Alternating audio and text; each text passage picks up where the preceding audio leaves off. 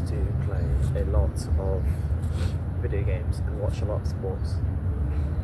And I remember specifically there's a time where in my physics class in year 9, I think it was, I don't know why I remember this specific one so much, but it's something that is in my head. When I come to think of examples about this, I was just daydreaming in imagining what my FIFA team would look like, instead of paying attention to the probably electricity stuff that you'll be doing, which, I mean, wasn't that interesting anyway, but probably more useful than thinking about a video game that actually wasn't very useful at all. But regardless, so I stopped watching sports a while after that, I stopped watching it mostly. But then I realised when I did, my brain loves to come up with counterfactuals and what ifs. What if Sebastian Vettel hadn't crashed in the 2018 German Grand Prix? What would have happened? What if Kolo Muani had scored in the 2022 World Cup? Things like that.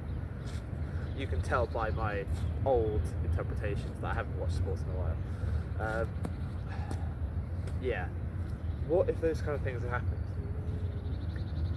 And it just takes up your thoughts for a few days.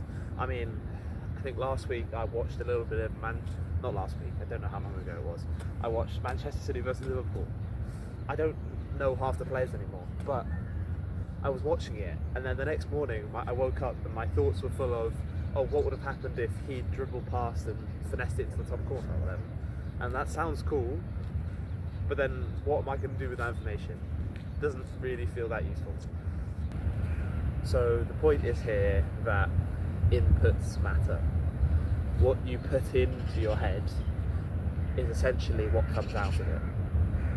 This is purely anecdotal. I don't have any scientific evidence to back it up, but it's just something I've noticed, that when I watch sports in particular, my brain loves to come up with counterfactuals, and that can be entertaining and useful in a conversation with friends or something, but I like to think about other things and not have my brain full of that. It disappears after a few days if I don't feed it, but usually I prefer not to.